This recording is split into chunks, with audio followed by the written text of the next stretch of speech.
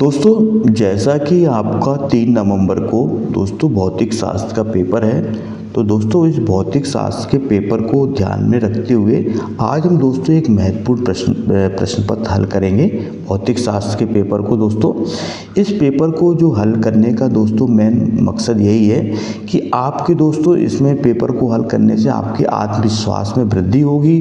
दूसरा, आपको दोस्तों परीक्षा के पैटर्न की जानकारी लगेगी कि परीक्षा में जो क्वेश्चन है वो किस तरह के पूछे जाते हैं। दोस्तों इसके बाद एक अन्य महत्वपूर्ण तथ्य ये है कि अगर आप इस पेपर को हल करेंगे तो आपको जो टाइम मैनेजमेंट, समय के प्रबंधन के बारे में भी दोस्तों पता चलेगा कि हमें किस प्रश्न को कितना समय देना है। तो आप दोस्तों वीडियो को अंत तक देखें। और दोस्तों अगर आप हमारे चैनल पर नए हैं तो आपसे आग्रह है कि आप हमारे चैनल को सब्सक्राइब कर लें। तो दोस्तों स्टार्ट करते हैं प्रश्न पत्र को, देखते हैं प्रश्न क्रमांक 1। दोस्तों प्रश्न क्रमांक 1 दोस्तों सही विकल्प से संबंधित है और इसमें दोस्तों क्या पूछा गया देखते हैं। तो दोस्तों पहला प्रश्न पूछा गया, आवेशित खोखले गोले के अंदर जो विद्युत क्षेत्र का मान होता है वो बताना दोस्तों कितना होता है। तो दोस्तों जो गॉस की प्रमेय है उसके अनुसार जो आवेशित खोखले गोले के अंदर जो विद्युत क्षेत्र का मान होता है दोस्तों वो होता है दोस्तों 0। इसको आप अच्छी तरह से याद रखेंगे। आवेशित खोखले गोले के अंदर विद्युत क्षेत्र का मान 0 होता है।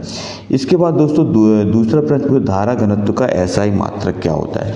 तो धारा घनत्व का दोस्तों एसआई मात्रक होता है एम्पियर प्रति मीटर स्क्वायर। इसका राइट आंसर दोस्तों ये होता है। दोस्तों धारा घनत्व का जो सूत्र होता है दोस्तों वो होता है J बराबर I बटे। इसको आप याद रखें। धारा घनत्व का सूत्र होता है J बराबर I बटे। तो दोस्तों I क्या है, धारा है। धारा का मात्रक दोस्तों होता है एम्पियर, इसको आप याद रखेंगे। और बटे धारा का एम्पियर होता है और क्षेत्रफल का होता है दोस्तों मीटर स्क्वायर। तो दोस्तों इसका मात्रक हो जाएगा एम्पियर प्रति मीटर स्क्वायर। ये दोस्तों बहुत अक्सर परीक्षाओं में पूछा जाता है, इसको आप याद रखेंगे। इसके बाद दोस्तों तीसरा प्रश्न पूछा जाए, किस यंत्र में धारा मापी की कुंडली के साथ उच्च प्रतिरोध श्रेणी क्रम में जोड़ा जाता है। तो दोस्तों वो है वोल्ट मीटर। इसको आप याद रखेंगे। वोल्ट मीटर से दोस्तों विभव को मापा जाता है। प्रत्यावर्ती धारा परपथ में वाटहीन धारा होती है यदि परपथ में केवल R प्रतिरोध जुड़ा हो, केवल L प्रतिरोध जुड़ा हो, केवल प्रेरकत्व जुड़ा हो, R L दोनों जुड़े हों और दोस्तों R और C जुड़ा हो। तो दोस्तों जब प्रत्यावर्ती धारा परपथ में वाटहीन धारा तब होती है जब परपथ में केवल प्रेरकत्व जुड़ा हो। इसका राइट आंसर दोस्तों ये होगा। तरंग सदिश को व्यक्त किया जाता है दोस्तों। तरंग सदिश का सूत्र होता है K = 2π/λ या T। इसके बाद दोस्तों प्रकाश का रंग ज्ञात किया जाता है प्रकाश के वेग से, प्रकाश के आयाम से, प्रकाश की आवृत्ति से और प्रकाश के ध्रुवीकरण से। तो दोस्तों प्रकाश का जो रंग ज्ञात किया जाता है वो प्रकाश की आवृत्ति से। इसका राइट आंसर दोस्तों तीसरा है। इसके बाद दोस्तों प्रश्न क्रमांक दूसरा देखते हैं। प्रश्न क्रमांक दूसरा दोस्तों रिक्त स्थान की फिल इन द ब्लैंक से संबंधित है। तो इसमें पूछा गया दोस्तों, कांच के अंदर वायु का बुलबुला किसके समान व्यवहार करता है। तो दोस्तों अगर कांच के अंदर जो वायु का बुलबुला होता है वो दोस्तों अवतल लेंस की तरह व्यवहार करता है। इसको आप अच्छी तरह से याद रखें। कांच के अंदर वायु का बुलबुला अवतल लेंस। एकल स्लिट द्वारा विवर्तन, एकल स्लिट द्वारा विवर्तन किस विवर्तन का उदाहरण है, इसको आप बताना दोस्तों। तो ये दोस्तों है फ्राउनहोफर रेखा है, फ्राउनहोफर। ये दोस्तों फ्राउनहोफर रेखा है, इसका उदाहरण। इलेक्ट्रॉन का ब्राह्म द्रव्यमान बताना दोस्तों कितना होता है, the rest mass of an electron. तो दोस्तों इलेक्ट्रॉन का ब्राह्म द्रव्यमान होता है 9.1 गुणे 10⁻⁻31। इसको आप अच्छी तरह से याद रखें। इलेक्ट्रॉन का ब्राह्म द्रव्यमान 9.1 गुणे 10⁻⁻31 kg होता है दोस्तों, किलोग्राम। इसके बाद रदरफोर्ड मॉडल के अनुसार इलेक्ट्रॉन की कुल ऊर्जा कितनी होती है। तो दोस्तों बताएं रदरफोर्ड मॉडल के अनुसार इलेक्ट्रॉन की कुल ऊर्जा कितनी होती है। तो दोस्तों रदरफोर्ड मॉडल के अनुसार इलेक्ट्रॉन की जो कुल ऊर्जा दोस्तों ऋणात्मक होती है। इसको आप याद रखेंगे, कितनी होती है, ऋणात्मक। इसके बाद दोस्तों कौन सी प्रक्रिया में हल्के नाभिक मिलकर के भारी नाभिक बनाते हैं। तो दोस्तों ये कहलाता है नाभिक की संलयन। संलयन जो क्रिया होती है दोस्तों इस पे जो हल्के नाभिक होते हैं वो मिलकर के एक भारी नाभिक का निर्माण करते हैं दोस्तों। जिस तरह जो सूर्य में जो ऊर्जा उत्पन्न होती है दोस्तों वो नाभ की संलयन प्रक्रिया द्वारा होती है। संलयन में दोस्तों क्या होते हैं, दो छोटे छोटे नाभिक मिलकर के एक भारी नाभिक का निर्माण करते हैं। इसके बाद दोस्तों अगला प्रश्न देखते हैं, किसी अर्धचालक का प्रतिरोध अशुद्धि मिलाने पर दोस्तों क्या होता है। तो दोस्तों किसी अर्धचालक का प्रतिरोध अशुद्धि मिलाने पर दोस्तों घट जाता है, इसको आप याद रखना है। इसके बाद दोस्तों प्रश्न क्रमांक अगला देखते हैं। प्रश्न क्रमांक दोस्तों तीसरा देखते हैं। तीसरा दोस्तों प्रश्न क्रमांक तीसरा दोस्तों सत्य व असत्य से संबंधित है। इससे पूछा गामा किरणों की भेदन क्षमता न्यूनतम होती है। दोस्तों बताना गामा किरणों की भेदन क्षमता न्यूनतम होती है। दोस्तों ये जो है आपका असत्य है, गामा किरणों की भेदन क्षमता न्यूनतम नहीं होती, इसको आप याद रखेंगे। दूसरा हाइड्रोजन परमाणु की आयनन ऊर्जा -13.6 इलेक्ट्रॉन वोल्ट होती है। दोस्तों ये भी असत्य है, क्योंकि गामा जो किरणें होती है हाइड्रोजन परमाणु का जो आयनन जो ऊर्जा होती है दोस्तों वो -13.6 ना होकर के +13.6 इलेक्ट्रॉन वोल्ट होती है। प्रकाश विद्युत उत्सर्जन के लिए क्षारीय धातुएं प्रयोग की जाती हैं। दोस्तों सही है, प्रकाश जो विद्युत उत्सर्जन के लिए क्षारीय धातुओं का प्रयोग किया जाता है, इसको आप याद रखें। क्षारीय धातु दोस्तों प्रथम समूह के अंतर्गत रखी गई हैं आवर्त सारणी में। व्यतिकरण फ्रिंजें समदूरस्थ होती हैं। तो दोस्तों ये भी सही है, जो व्यतिकरण की फ्रिंजें होती हैं वो समान दूरी पर होती हैं। जब एक लेंस को द्रव में डुबोया जाता है तो उसकी क्षमता बढ़ जाती है। तो दोस्तों ये बताना है कि तो दोस्तों ये गलत है। इसके बाद दोस्तों प्रश्न क्रमांक चौथा है जो कि सही जोड़ी से संबंधित है। इसमें बताना आपको खगोलीय दूरदर्शी की आवर्धन क्षमता। तो दोस्तों खगोलीय दूरदर्शन की जो आवर्धन क्षमता होती है वो होती है दोस्तों -FO/FE। इसका दोस्तों पहले का ये सही है। दूसरा सरल सूक्ष्मदर्शी की आवर्धन क्षमता। तो दोस्तों इसकी आवर्धन क्षमता होती है 1+D/F। डी दोस्तों कहलाती है स्पष्ट दृष्टि की न्यूनतम दूरी।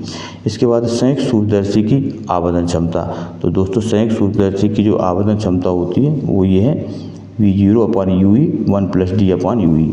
इसके बाद दोस्तों चालक का ऊर्जा घनत्व। तो दोस्तों चालक का जो ऊर्जा घनत्व होता है वो होता है 1/2 ε0E²। इसका दोस्तों ये चौथे का।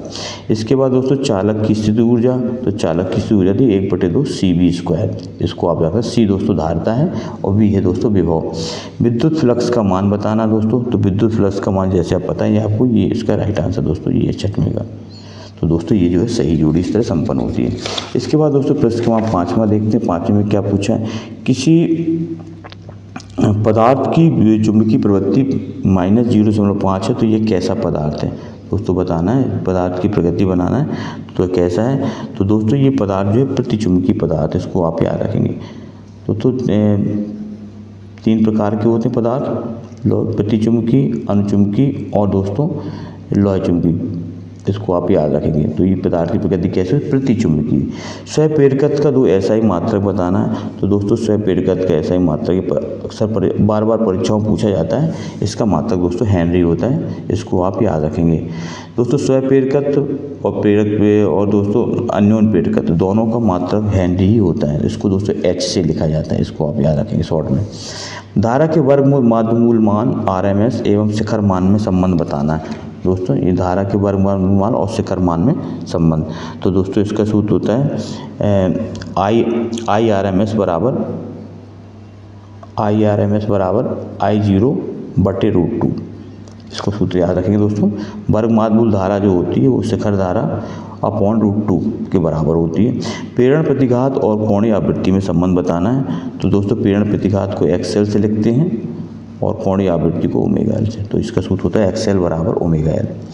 इसके बाद विकिरण की कण प्रकृति को प्रदर्शित करने वाली परिघटनाओं के नाम बताना है। तो दोस्तों इसका है प्रकाश विद्युत प्रभाव।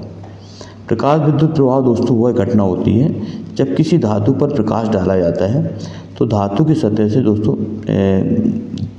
इलेक्ट्रॉनों का उत्सर्जन होने लगता है। इन इलेक्ट्रॉनों को दोस्तों प्रकाश इलेक्ट्रॉन या फोटो इलेक्ट्रॉन कहते हैं और इस घटना को प्रकाश विद्युत प्रभाव कहते हैं। इसके बाद दोस्तों अगला देखते हैं प्रश्न क्या है, किसी विलगित चालक को धनावेश करने पर उसका द्रव्यमान कम हो जाता है। तो दोस्तों इसका ये है, इसको आप इन प्रश्नों को दोस्तों सॉल्व किया है, आप इन प्रश्नों को देख लें।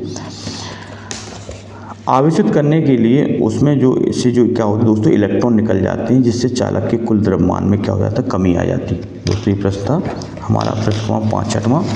दोस्तों किसी जो है बिल के चालक को धनावेश करने पर उसका द्रव्यमान कम हो जाता है। तो दोस्तों इलेक्ट्रॉन निकल जाते हैं, इलेक्ट्रॉन निकलने से क्या होता है, तो द्रव्यमान में कमी आ जाती है। दूसरा, दो विद्युत बलरेखाएं एक दूसरे को कभी नहीं काटती। बहुत ही महत्वपूर्ण प्रश्न है दोस्तों, ये प्रश्न अक्सर परीक्षाओं में पूछा जाता है।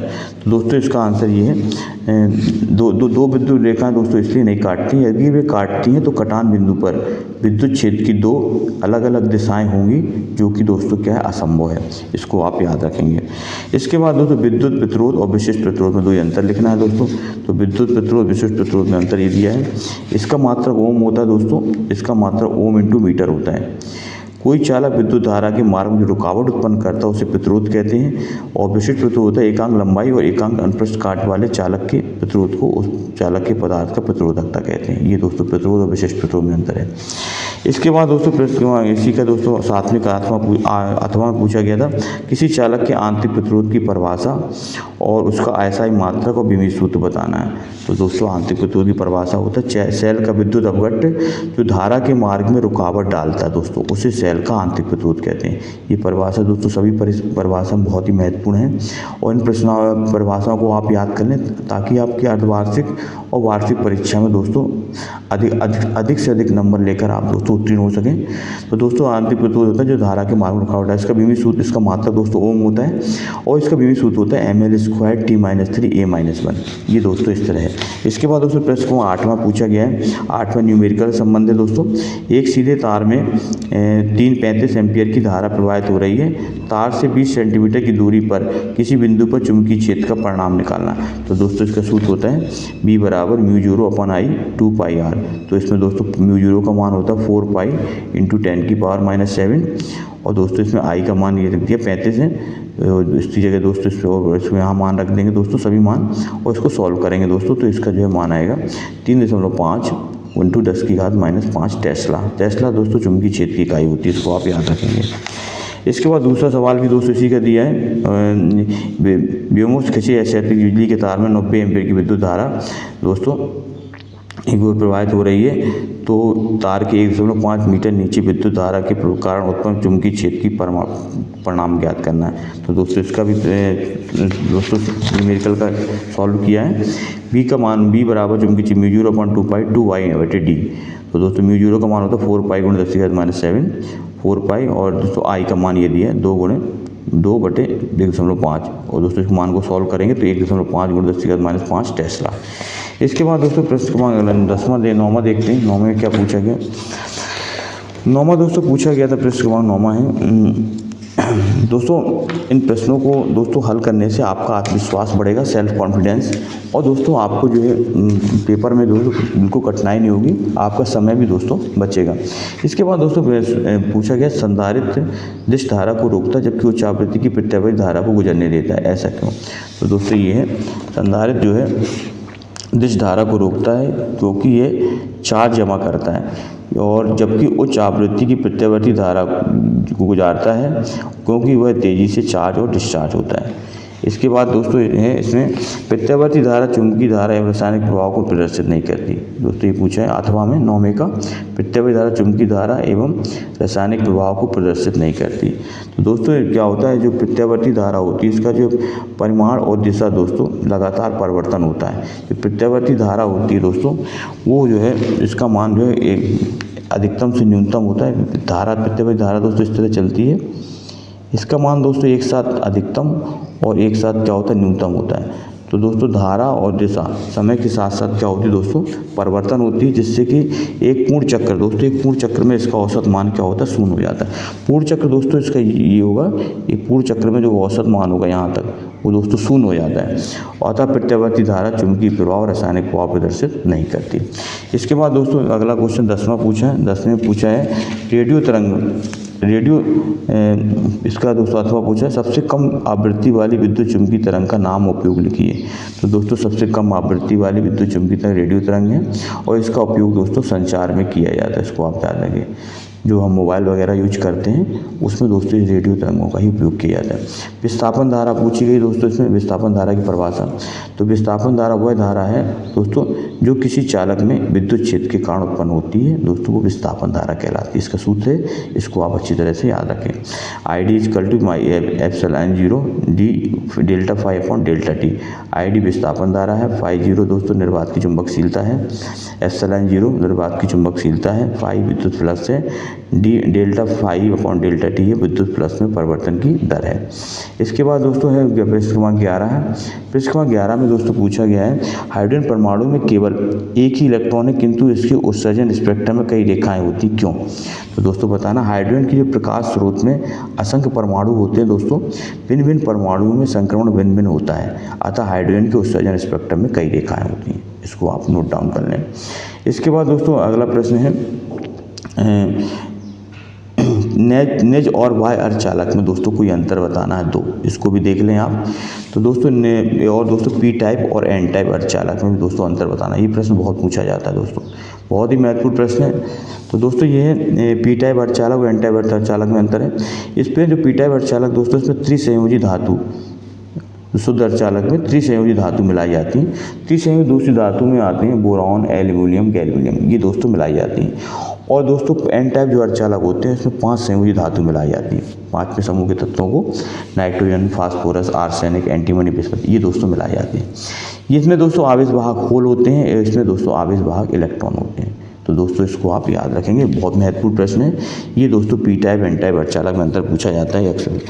इसके बाद दोस्तों और प्रश्न हैं, इनको मैं दूसरे पार्ट में डाल दूंगा, इनको आप देख लें। वायु सेवर्ट का नियम है, एम्पर कियर का परपति नियम, प्रकाश के व्यतिकरण से कोई 4 दोस्तों बताना है नियम, प्रकाश का ध्रुवण की परिभाषा, और डी ब्रोगली तरंगें क्या हैं, और पीएन संधि डायोड का अग्रअवनति या पश्चावनति विद्युत परपथ बनाना है, उसकी कार्यविधि समझाते लिखना है। दृष्टिकरण क्या है दोस्तों, पीएन संधि डायोड का पूर्णतः दृष्टिकारी के रूप में उपयोग का वर्णन करना है। इसके बाद दोस्तों प्रश्न 16 में यदि प्रकाश तरंगें N1 अपवर्तनांक वाले माध्यम में N2 अपवर्तनांक वाले माध्यम से करती है तो सिद्ध करना है दोस्तों। इसको ये डेरिवेशन है प्रकाश से संबंधित। इसके बाद दोस्तों प्रश्न का अगला देखते हैं। प्रश्न अगला है दोस्तों खगोलीय दूरदर्शी संबंधित प्रश्न है दोस्तों। और प्रत्यावर्ती धारा में LCR के लिए दोस्तों सूत्र निकालना है, परिणामी विभवांतर प्रतिबाधा VI, ये दोस्तों बहुत ही महत्वपूर्ण प्रश्न है, बार बार परीक्षाओं में पूछा जाता है। और दोस्तों ये भी बहुत महत्वपूर्ण प्रश्न है ट्रांसफार्मर। इन प्रश्नों को आप जरूर देख लें दोस्तों, ये प्रश्न बार बार पूछे जाते हैं। ट्रांसफार्मर का वर्णन, विद्युत ध्रुव के लिए अच्छी स्थिति दोस्तों, अच्छी और निरक्षीय स्थिति में एक प्रश्न बनता ही है, इनको आप अच्छी तरह से देख लें, अच्छी और निरक्षीय स्थिति। इसके बाद दोस्तों जो अंतिम प्रश्न है वो है समानांतर प्लेट संधारित्र की धारिता की व्यंजक, और इसके लिए दोस्तों कौन कौन से कारक आभार। तो दोस्तों ये था ये महत्वपूर्ण प्रश्न। हमें आशा है दोस्तों ये प्रश्न पत्र आपके लिए बहुत ही लाभकारी साबित होगा और आप जो है पेपर में अच्छा प्रदर्शन करेंगे। तो दोस्तों पुनः एक बार आपसे आग्रह है कि अगर आप हमारे चैनल पर नए हैं दोस्तों तो आप हमारे चैनल को सब्सक्राइब कर दें और हमारा सपोर्ट करें दोस्तों। आपका एक सब्सक्राइब हमें नया मोटिवेशन देता है। हम इसी तरह आपके लिए दोस्तों नए नए वीडियो लेकर लाते रहते हैं। आप हमसे जुड़ें और परीक्षा में दोस्तों अधिकतम से अधिकतम नंबरों को लेकर के उत्तीर्ण हों।